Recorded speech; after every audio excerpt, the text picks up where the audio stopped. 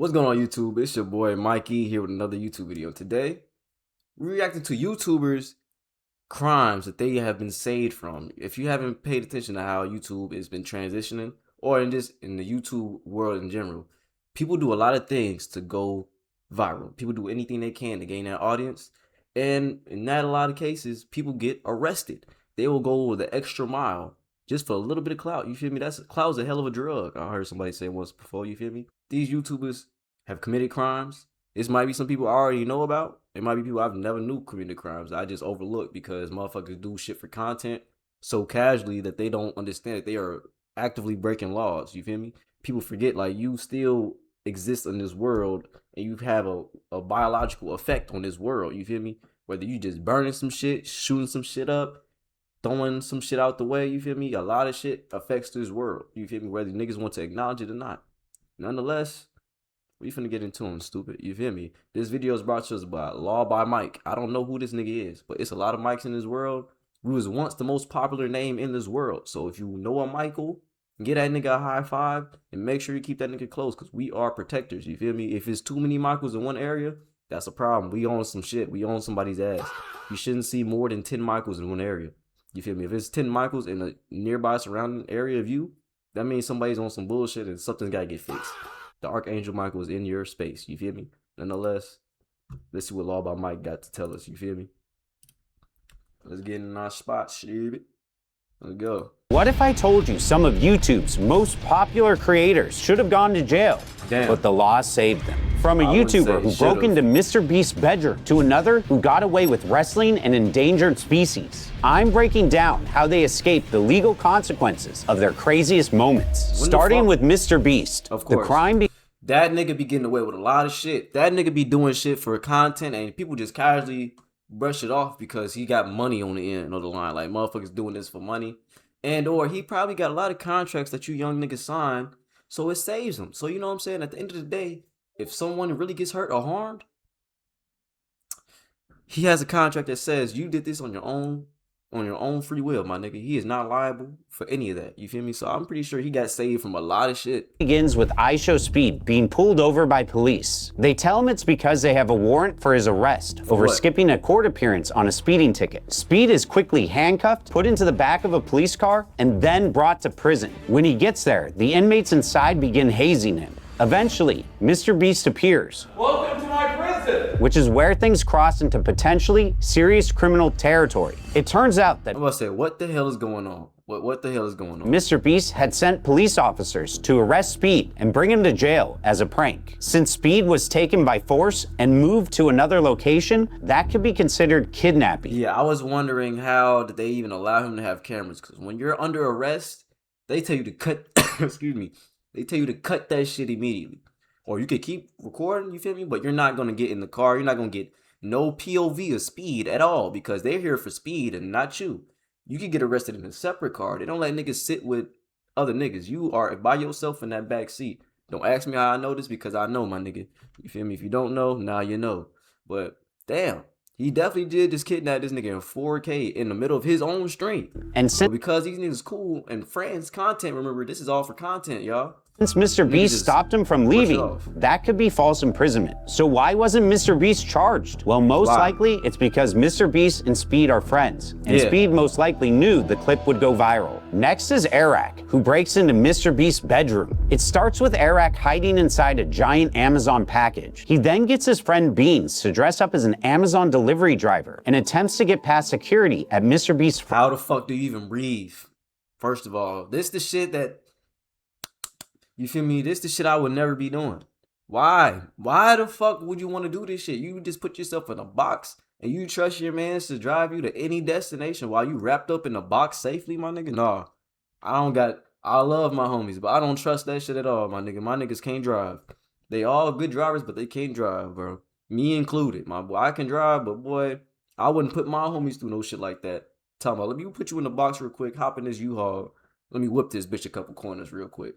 Front gate. Hey, I got a big package. It's. Let me just see the paperwork they gave you. I don't have anything. Just go in the back. Okay, thank you. Holy shit, the gate's opening. The gate's opening. Once they're inside, Eric cuts himself out of the box, puts on a disguise, and walks into the kitchen of Mr. Beast's studio, where he starts eating company food.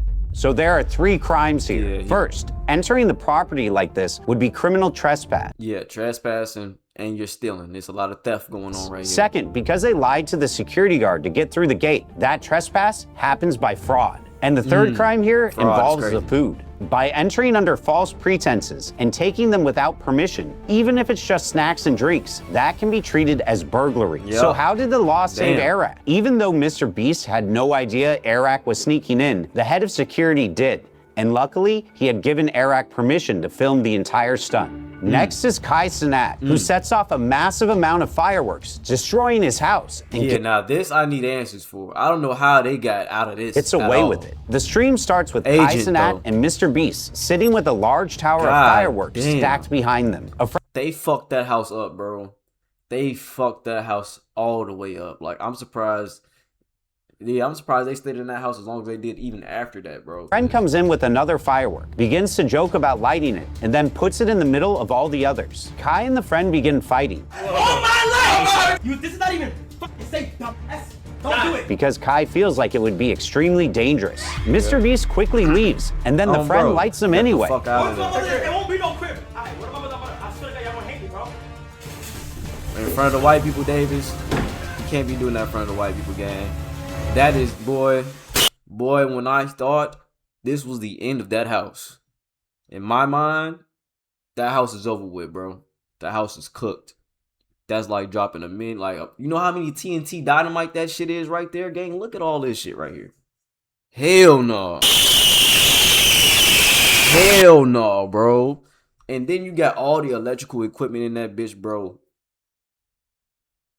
Hell no. Me and Davis is throwing ones. Throwing ones. My nigga, 30 seconds damn near infinitely. After that, bro, you gotta catch my fade. It turns out that this was a full-scale replica of Kai Cenat's room, and they had built it to blow it up. Normally, they'd be charged with reckless endangerment and maybe arson, but in this case, the law would treat it as a controlled stunt. All the way back in Australia, a YouTube group called Misfit Minds came up with okay. That was like what Aiden got going on. He don't actually be in his house. He just got a green room, a setup room where it's actually a big ass studio, and it's just sculpted and staged, so it looks like he's back at the crib when he's really not. You know what I'm saying? So, that's how they got away with that shit. Cause I think they told me this and I forgot about it. Delusion, thinking I'm always in control. Fuck out of here. But yeah, no. Prank to plant a fake speaker at a restaurant. Customers would pull up expecting to place an order, only to hear Misfit Minds messing with them through the fake intercom. Angus Burger Meal, please. Just an Angus burger meal? Good boy. Do you mind if you just turn your car off? I can't quite hear. Turn the car off? Yeah. Good boy. One customer was caught completely off guard when one of the boys started yelling his order through the intercom. Can you speak up? Me? Yeah, you. Who else am I talking to? And another customer became so upset that she simply gave up and drove away without ordering anything. Yeah, playing with people and they hunger is a dangerous thing, gang. When people are hungry, that's when they're the most irrational sometimes. You feel me? Not when they're intoxicated. No. When they're hungry. Hangry is a thing. Niggas get hangry. As you get older and as you're younger. Some people, it don't ever not happen to you. When you hungry, you mad as fuck. You feel me? And anybody detouring that, you're a op. You're liable to get slumped out because you're playing with me. And I'm just trying to eat. I'm just trying to go get my food. You feel me? You supposed to be doing your job and niggas out here playing. You not even, you feel me? The people at the establishment not even at fault. Niggas is just playing too much. You know what I'm saying? Someone gonna run around trying to play a prank and catch that wrong nigga, bro. I'm surprised they ain't post one of them bad rooms. Okay, well, I just had a look, and I think the ice cream machine's broken, actually. You know what? He's kind of right. This is like the shittest Hungry Jacks I've ever been to. Excuse me? You heard me. Bye. Where are you going? Somebody you heard. Now they've escalated from annoying customers to actively preventing the business from making sales. By causing customers to leave without purchasing anything, Misfit Minds directly interfered with the restaurant's ability to How the fuck he get out of generate this? revenue, putting them at risk of being charged with obstruction of business. Because Misfit The only company you need to do this shit at is Arby's. Go to Arby's. Anybody, if they haven't did this to Arby's yet, please go to Arby's and do this shit. You have the scapegoat. You have the escape route. You feel me? He just gave you the route right here. Do this shit in front of Arby's. Don't do this shit in front of no Burger King, no Angus Burger, my nigga. Mines left after filming and were unlikely to interfered with the restaurant's ability to generate revenue, putting them at risk of being charged with obstruction of business. Because Misfit Mines left after filming and were unlikely to return, management probably decided it wasn't worth pursuing. But had the restaurant pressed charges, Misfit Minds could have faced fines, criminal records, and jail time for what they likely saw as a harmless prank. During one of his videos, Nico Amalana found himself in Chile with one goal: see penguins at a protected colony. Nico and his crew arrived just as the park was closing, and the gate attendant wasn't willing. Why is Nico so familiar? What do I know this nigga from? Because I don't watch him on YouTube for real. Willing to let them in. So Nico hatched a backup plan. Drive into a spot outside the restricted area and use their drone to capture footage of the penguins from above. But flying drones over protected wildlife areas without authorization. Yeah, this is something I know about. A lot of people might not know this information, but you can't just, if you own a drone, you can't just fly that shit with free will. You got, it's air traffic laws. That's what people that fly planes, helicopters, crop dusters, all those shit, that's what they have to read so they know what altitudes, what areas they can fly, what they can't fly, who they need to contact when they're going past some areas, because you have to notify somebody that you're in that spot. You feel me? Space is definitely regulated a lot different. Not space. Well, space, yes. Space in the air above us is regulated a lot different than the ground we move on. They need to know what the fuck is moving. And if you're not a registered drone, my boy, that's even worse. They're shooting your shit down. They're not even going to try to contact you. They're going to shoot your shit down immediately. So that's another thing. You go into the wrong place thinking you just can go anywhere with your drone, your shit getting shot down. Your shit getting shot down, and if you have insurance, they might not even give you no insurance claim because you didn't do your own research to figure out where you're flying. You feel me? It's not just get some shit, fly. You feel me? It's of course cool to do it when you know you're in a good space. You feel me? Some areas is just open, free fly. Some places you could go and you don't have to worry about your shit getting shot down. But if you're in your own neighborhood, flying over people, you feel me? People or wildlife, shit that's important, kind of, you feel me, protected, you gotta watch out, because that shit not a free fly zone, my nigga. Literally, it's not a no free fly zone. Is illegal in Chile, as it can disturb protected wildlife and violate airspace. And birds, you feel me? You still got birds that fly and shit. You still got, you feel me? A lot of things restrictions. You gotta think about. Shortly after launching the drone, Nico spotted a park ranger coming straight for them. Oh my god! Oh my god! Oh my god! Oh my god! Oh, Nico is a YouTuber. That's what I said. He's a YouTuber. I was wondering how he fell off. That's what's the word, because I haven't seen nobody post or react to him in a long time. Nico and his friends panicked. They grabbed the drone, jumped into their car, and took off. By fleeing from a park ranger, Nico could have been charged with evading a lawful authority, escalating this from a simple drone violation into resisting public authority, punishable by up to 2 years in prison. Fortunately for Nico, the ranger eventually gave up the pursuit. Nico got away with this because by the time park authorities could have filed a complaint, Nico and his crew were already out of the country. Nelk Boys have built their brand on pushing boundaries, but during their trip to Japan, they left even their most loyal fans questioning if they'd gone too far. The Nelk Boys connected with a fixer named Dr. Allen, who claimed to have direct access to the Yakuza, Japan's notorious organized crime syndicate. I just learned some interesting information about the Yakuzas in Japan too. I learned this morning that when there was an earthquake that hit Japan, they were the first responders to help get the people that was the survivors of that earthquake that hit the worst areas. They was the first people to actually help before the first responders in Japan could help. The Yakuzas, you feel me, was able to get to them hard to reach places that was, you feel me, really destructive. You feel me? Allen offered to arrange a meeting with a high-ranking Yakuza leader who was actually wanted by Japanese authorities. Japan's notorious organized crime syndicate. Allen offered to arrange a meeting with a high-ranking Yakuza leader who was actually wanted by Japanese authorities. Yeah, you're tweaking. I don't want to meet no mob boss leader, no gang leader, or nothing.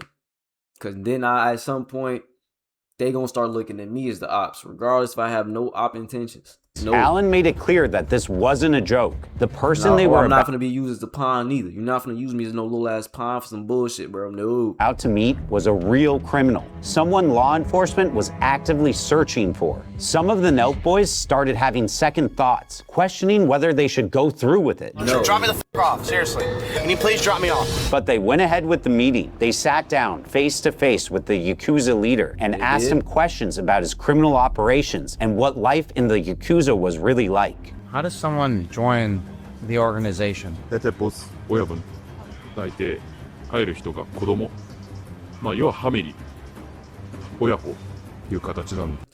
Pass down. That's some. You feel me? I can understand that shit. それを僕もボスとは言われてるかもしれないけど、僕にも親がいる。どうすかい？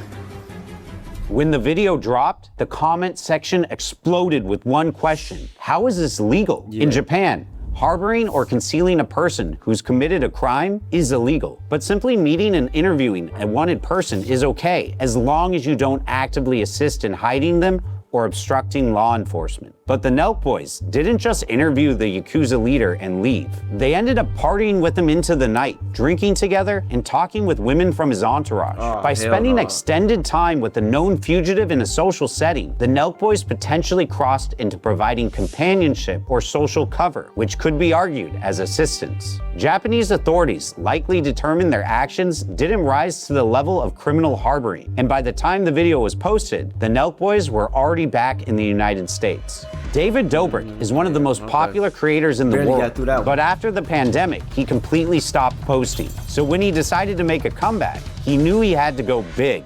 David and his friends went to a lake in Utah, rented a massive excavator, and came up with a plan. Attach a rope to the excavator's arm and spin people around like a makeshift carnival ride. Members of his friend group took turns swinging from the rope while David operated the machine. Then Jeff Wittick jumped onto the rope for his turn. David began spinning him around, but this time, the excavator was moving much faster. Without accounting for the extra speed, David abruptly stopped the excavator's rotation, and the sudden stop sent Jeff flying directly into the metal arm of the crane. Jeff suffered a fractured skull, severe damage to his left eye, and multiple facial injuries. Yeah, bro, you wasn't thinking. You wasn't thinking. That's the best way to put it. You was not thinking, bro. Once again, I ain't doing no shit like that, brother. I ain't doing no shit like that, brother. For shits and giggles and fun, it's a good idea. I wouldn't never spun the shit around, because if you know how, you feel me, the law of motion works, that's something that, you feel me, if especially if you just gonna stop abruptly, you clearly have not played with too many things with string that's just attached to a string and spin it around. You don't play with motion like that, for real. For all my niggas that like science and, you feel me, all things of life, you feel me, laws of nature and things of that nature. You feel me? You know what I'm talking about, but it's hard for me to describe. The way I speak vague. So if you understand what I'm talking about, my boys, you feel me? Anyways. Later, Jeff is still undergoing surgeries to repair the damage. Nigga, this is what happened to you if you do some dumb shit like that, bro. Jeff suffered a fractured skull, severe damage to his left eye, and multiple facial injuries. Years later, Jeff is still undergoing surgeries to repair the damage. And he eventually filed a lawsuit against Dobrik for negligence, seeking damages for medical expenses, lost income, and pain and suffering. But while David's actions were reckless and caused serious harm, prosecutors likely determined they didn't rise to the level of criminal recklessness. David didn't intend to cause harm, and the incident could be characterized as a tragic accident rather than a deliberate act. So he'll likely get off without any criminal convictions. Holston, better known as the real Tarzan, has built a massive following. Now, they have been muting his content because I haven't been seeing him that much, because I like watching bro's content, but I don't like when he be fighting them too much. But I know that just for playing and banter. But I do know he's actively playing with his life, taunting or, you feel me, riling up animals. Riling up animals is all fun and games, so that nigga really don't know the difference between this is a game and that nigga just wanna he's on your ass now. He say, fuck this shit. Nigga think I'm a pussy now. I'm finna have to end his life. That's how animals get sometimes. If you could balance that playful mode with them and know how to really center an animal, get back to calming the animal down, because each animal is gonna be different. You can't just calm every animal the same way. You gotta, you feel me, really analyze the situation when it comes to these animals, bro. And that nigga be playing with fate. By getting up close with some of the world's most dangerous animals. Yes, but he man. then posted a video that made the authorities start a formal investigation. The video, filmed in far north Queensland, Australia, went viral with over 22 million views. And what it showed was shocking. In it, Tarzan is seen getting out of a boat and heading toward a freshwater crocodile. The crocodile tries to swim away, but Tarzan dives onto the animal, wrestling it as it thrashes in the water. His arm was visibly bleeding, and another crocodile could be seen lurking nearby. After the video went viral, the Queensland Department of Environment confirmed they were investigating and stated that interfering with a crocodile is a significant offense, not to mention extremely dangerous. If Tarzan was caught in the act by local rangers or police, he would have been arrested and deported from Australia. But pursuing international charges for wildlife interference is complicated, expensive, and rarely results in prosecution. Tyler Oliveira has built his following by confronting criminals directly on camera. Hey, my friend, do you think you'll hit someone again today? Caritarista, ¿qué es tu problema?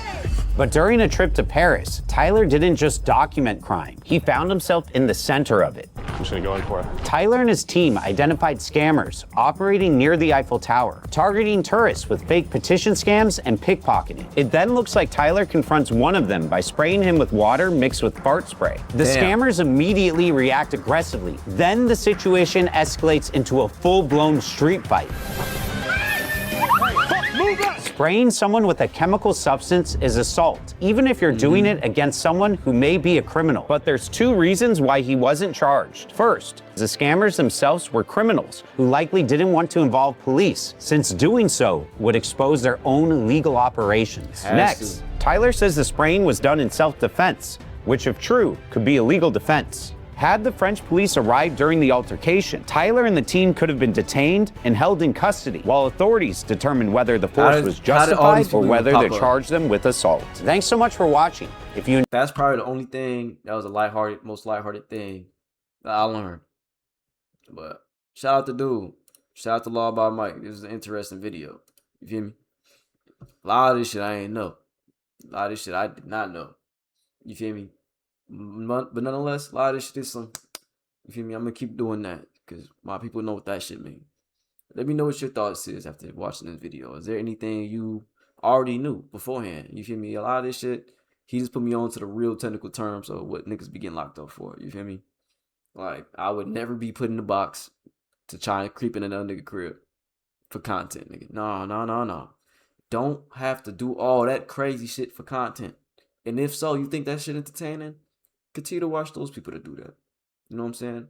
And I'm going to continue to watch these videos to figure out how they evade this shit. You feel me? More than less, if you understand these videos, these people avoided getting sent to prison or any prison time, any legal action taken upon them because they either one, didn't stay in the area long as hell enough to get real repercussions handed upon them, or two, it was a genuine accident. It was some shit that was very spontaneous and unique to that situation. So if you think you can reciprocate these, try playing these out to remake this shit, tread lightly, my boy. Tread lightly, because you can go to jail for that shit. We don't want you going to jail for no dumbass reason. Leave the jail spots for the real criminals. You feel me? The real heathens that need to be in that jail system. Nonetheless, hope y'all enjoyed this video. Leave a like, comment, subscribe. If you're new, don't forget to join us in Discord. We be active in there. You feel me? Or if you want to, you can stay on YouTube and get active in the community tab too. We be chopping it up and everything in there. I shoot y'all some appreciation. If you want to see me give y'all more appreciation, I do it in the community tab because that's where I'm there for. This is what it's for, the community. You know what I'm saying? Nonetheless, I'm out, y'all.